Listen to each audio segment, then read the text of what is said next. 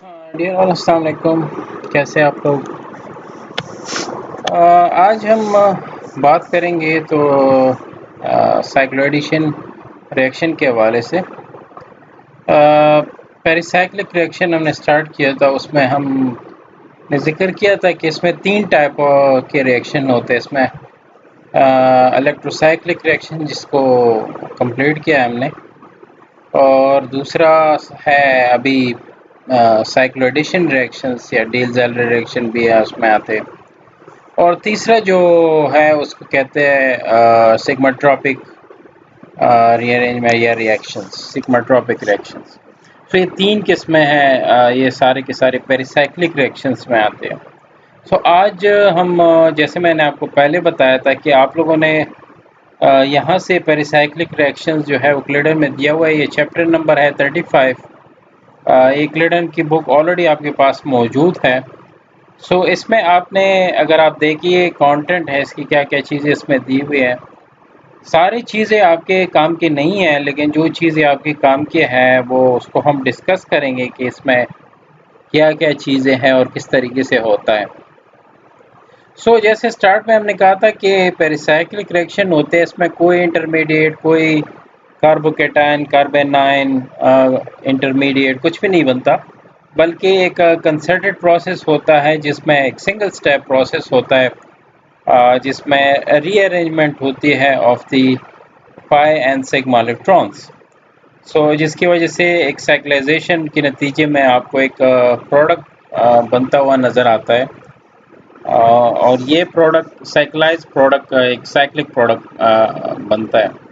इसमें जो cyclo addition reactions है, तो साइक्लो एडिशन बेसिकली क्या है कि इसमें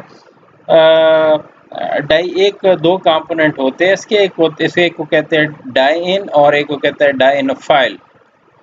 डाई-इन बेसिकली डाई-इन होता है, जिस तरह आप देख सकते हैं इस एग्जांपल में, एक कंजुगेटेड डबल बॉन्ड होते हैं इसमें। कंजुगेटेड डबल बॉन्ड होते हैं जिसमें double and single bond alternative होते हैं। ये डाई-इन कहलाता है। और दूसरा कहलाता है डाई-इनोफाइल। नाम से ही जाहिर है कि डाई-इन यानी उसमें दो डबल बॉन्ड पाई जाते हो अल्टरनेटिवली, और दूसरा डाई-इनोफाइल यानी वो जो कि डाई-इन के ऊपर अटैक करता हो, यानी डाई-इन लविंग डाई-इनोफाइल। ये डाई-इनोफाइल जो होता है ये सिंपल डबल बॉन्ड होता है, इसका डबल बॉन्ड यूज़ होता है। कभी कभी ये भी होता है कि आपके पास दो डाई-इन होते हैं और उसमें साइक्लो एडिशन रिएक्शन होता है। उस सूरत में आप कैसे डिसाइड करेंगे कि उसमें कौन सा डाई-इन होगा और कौन सा डाई-इनोफाइल होता है? तो उसमें कोई भी एक डाई-इन बन जाता है, कोई एक डाई-इनोफाइल बन जाता है, और रिएक्शन होता है और आपको एक प्रोडक्ट मिलता है। लेकिन उसमें जो डाई-इनोफाइल के तौर पर काम करेगा, उसका सिर्फ डबल बॉन्ड ही यूज़ होगा, एक नहीं होगा, सिर्फ एक साइड डबल बॉन्ड का यूज़ होगा। जिस तरह अगर मैं इधर से आपको बताता चलूँ तो आप कह सकते हैं कि इसका जो एक पार्ट है, अगर ये डाई-इन है ना, और इसी डाई-इन का दूसरा जो पार्टनर है वो इसके साथ मिलना चाहेगा, तो दूसरी डाई-इन का सिर्फ एक ये वाला पार्ट या ये वाला पार्ट ही यूज़ होगा साइक्लाइजेशन में।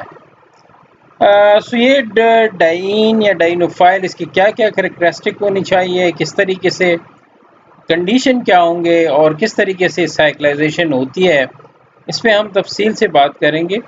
सबसे पहले मैं आपको ये बता दूं कि एक तो ये है कि जैसे जो बेसिक कैरेक्टरिस्टिक होते हैं साइक्लो एडिशन रिएक्शन की, उसमें यही है कि साइक्लाइजेशन होती है और उसमें एक डाई-इन एक डाई-इनोफाइल इन्वॉल्व होता है। कोई इसमें इंटरमीडिएट पॉजिटिव नेगेटिव चार्ज, जिस तरह आप देख सकते हैं, कोई भी इसमें नहीं होते, कोई इंटरमीडिएट नहीं बनता, और सिंपल एक कंसर्टेड प्रोसेस होता है, सिंगल स्टेप, जिसमें साइक्लाइजेशन होती है और फ्लो ऑफ इलेक्ट्रॉन होती है between the single and double bonds.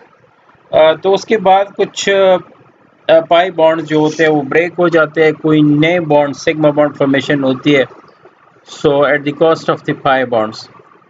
ये हम देखते हैं कि एक रीअरेंजमेंट ऑफ इलेक्ट्रॉन्स होते हैं साइक्लो एडिशन में भी।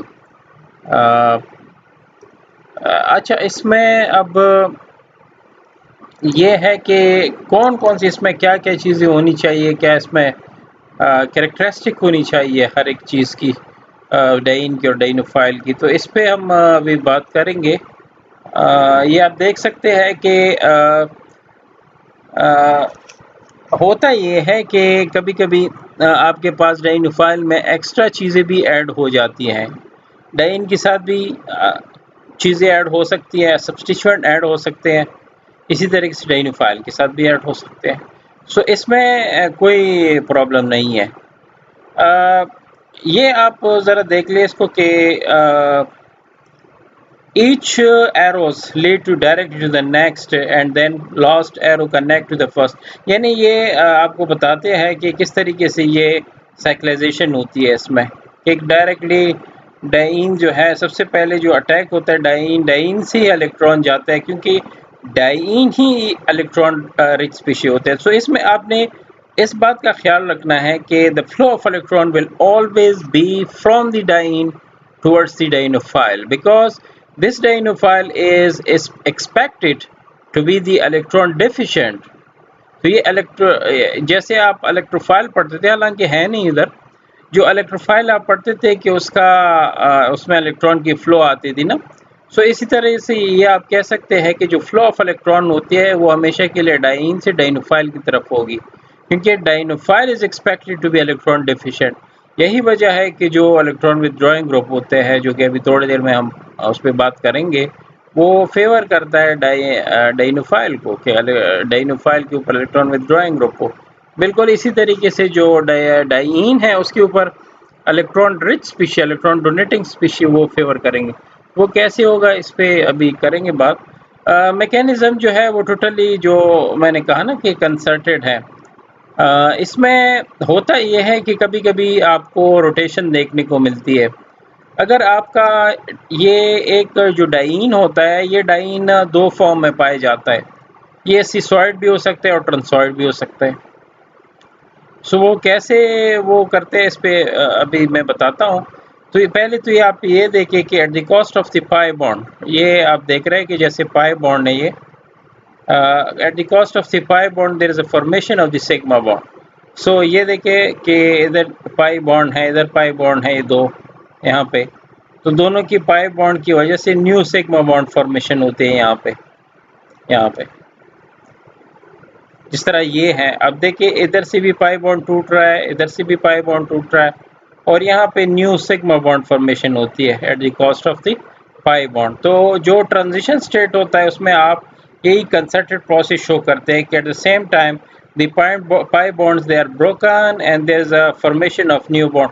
तो ये डॉटेड लाइन ये शो करते हैं कि ये वाला जो पार्ट है इलेक्ट्रॉन्स के, ये कंटिन्यूसली एक डायनामिक फॉर्म में रहते हैं, जिसमें पाई बॉन्ड ने टूटना होता है और सिग्मा बॉन्ड ने बनना होता है।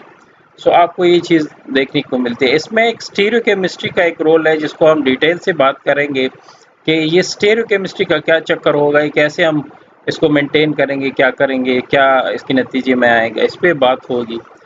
लेकिन फिल वक्त इस पे बात हो रही है कि किस तरीके से ये जो पाई बॉन्ड है उसकी रीअरेंजमेंट होगी, सिग्मा बॉन्ड बन रहा है, और किस ट्रांजिशन स्टेट कैसे हम शो करेंगे, वो ऐसे शो करते हैं। जिस तरह आप ये देखें, इधर भी आप देखें ये लगा, इसका मतलब ये है कि ट्रांजिशन स्टेट के थ्रू गुजर रहा है। अब अगर आप थोड़ा आगे आ जाए, आप देखिए यहाँ पे देखिए मुख्तलिफ प्रोडक्ट बने हैं, तो इस तरीके से आपको प्रोडक्ट दी जा सकती है और स्टीरियोकेमिस्ट्री के हवाले से भी पूछा जा सकता है, तो उसमें आपको जवाब आना चाहिए कि किस तरीके से होगा।